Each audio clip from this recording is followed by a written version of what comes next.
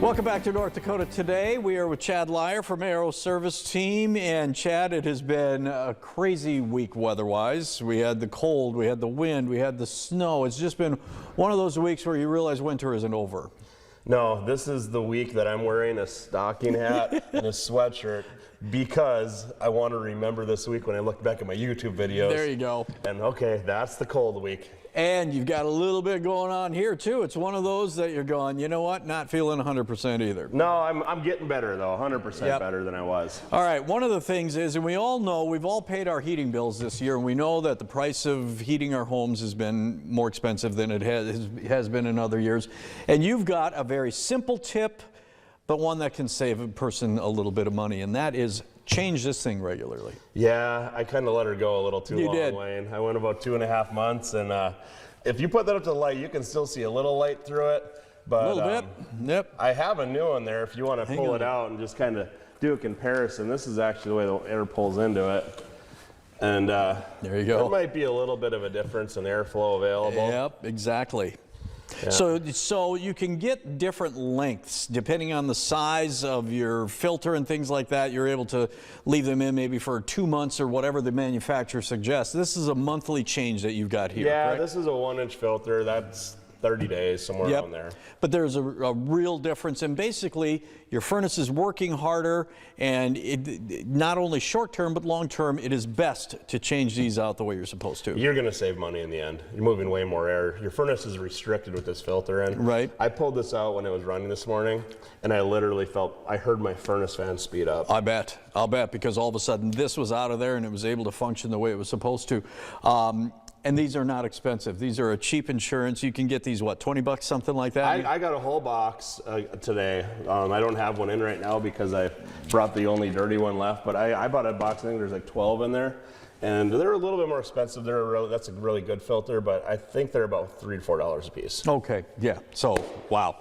Cheap insurance, basically, for yourself. Yeah. Now, you know, and things are supposed to get a little better as we move into Saturday and Sunday as far as temperatures, but winter is still here. We don't know what's going to happen in the next few weeks, and we can start thinking spring, but there's some things that we can do inside to get us ready for that time, too. Yeah, and you know, the furnace filter, that's going to get us until spring. Yep. But if we start cleaning those windows on the inside, maybe even this weekend or the next week or two, it's going to make it feel more like springtime, like you're getting ready for the goodness. Exactly. Now, have you ever, and then I'm asking the people watching here, have you ever taken your car through the car wash and you come out the other side and all of a sudden you're going, wow, it's a lot brighter, sunnier day than when I went in there? That's not the case. You can just see better. So you start cleaning your windows. The outside can wait till it's nice, but you even start on the inside, it makes a big difference. Yeah, and I just got a couple of little tips. In the last few years, we've really gravitated towards these microfiber towels. They've come down in price dramatically. They pretty much no lint situation. And just like some Windex, you can make your own. I just had some at the shop that was, you know, that particular brand. And one of the other pointers with these microfiber towels a lot of people don't know is you really don't even need to hardly use any detergent with them. And you definitely don't want to mix them with like cotton towels or anything like that. Because they'll get the lint on them. Then you're going to end up with the lint, yes. Okay. And so if you're washing microfiber towels, if you use a fair amount of them, save them and do them all together instead of cross-contaminating different fabrics with them. And then you'll have a good finished product. And the nice thing about the microfiber towel versus like a paper towel or newspaper is not only is the glass dirty, but all those edges and everything around the window, it's just time to get in there and do that because it's been a windy winter, and I think we all agree with that.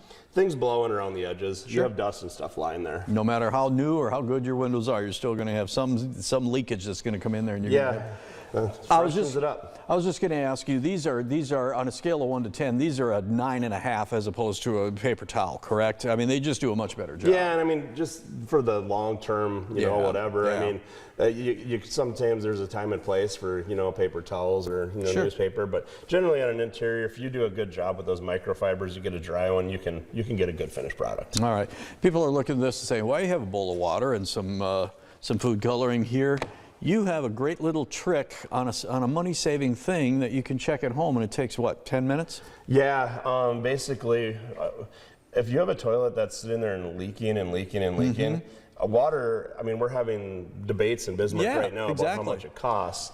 And a leaking toilet can cost anywhere from $20 to $40 a year up to a couple $1,000s a year. It's crazy. It's amazing how much water can leak through a toilet. We're talking thousands of gallons. And a lot of times you can't even see it. So what I did is I spent about 10 minutes at Cashwise looking for food coloring. Went and asked someone. The nice lady came. It took me right back to where I was standing. It was right on the bottom. So Isn't that the way it always I is? brought the case so you know what it looks like. And what we're going to do is we're going to drop in about 4 drops of food coloring You put this in your tank. in the top tank, not the Yep. bottom. Right, not the that's bowl, but the tank. Yep, because there's a flapper there. And if that flapper's leaking, you're going to see this coming down. And now, being we're going to do a little painting, I brought a stir stick. We'll just move that around just a little bit. You know, you can use anything you want to stir it up. But you should mix it up in Yeah, your and tank. also just sit at the bottom. Yeah, Because that's going to be highly visible on white porcelain. This is, you know, clear glass on like all different colors. But Sure. You put that in a toilet stool that's white, that's going to be like boom right now. So if the water stays clear, you're fine. But Yep. if you start seeing some of this red bleed through, no pun intended, you know you've got an issue and your flap isn't sealing off. Yeah, no, that's one of the things we're doing with some of the apartment managers right now is we're going in and doing like, you know, things, and we're testing their toilets as we go through the apartments and just taking a picture and sending it to them because some of them leak, you know, it's just obvious. And it's, you know, with one toilet, it's probably not as big a deal sometimes, but if you got hundreds of them, Exactly. it can add up really quick. You're a landlord and you've got a 50-unit property with a couple of bathrooms and some, it's gonna add up quick.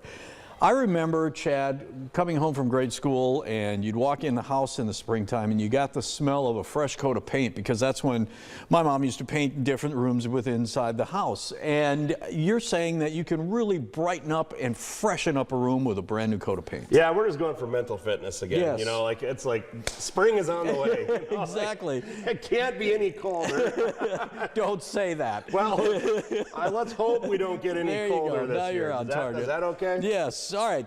Walk us through painting here. Okay, well, the painting, you know, we're going to fly through this really quick. Main thing is start out putting down drop cloths, Yes. plastic, so you don't create a secondary project. Yep. Make sure that you're doing your prep. You know, get some spackling, you know, maybe a taping knife or whatever. Fill all your holes. You know, pull out the nails, whatever doesn't need to be there.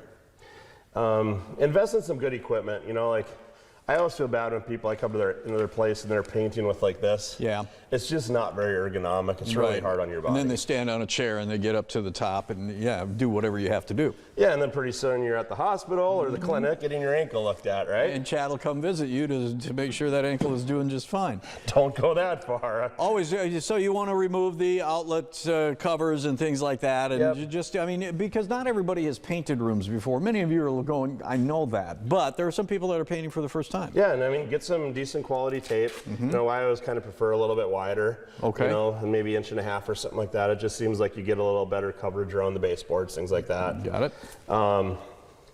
You know, if you're going to be doing touch-ups, make sure you hit those with primer. I like something like this as a paint bucket versus something that's smaller. These don't tip over. You just pour the whole gallon in. Save a little bit so you can put it in your touch-up brush. You know, pretty handy. They make these little things. There's actually a little magnet in magnet there, there that keeps it in place. so then it doesn't get in the paint. So Sure. you have like a brush that isn't like sopping wet, so you're just like dripping Yep. all over, and you can do a really neat job. And most of the stuff you can get it at like pretty much most paint stores, and it's not real expensive, but it's going to make the job so much easier. There you go. All right, Chad, we're saving you some money. We're also giving you some ideas for the weekend to take care of it and try and get over the winter blues and start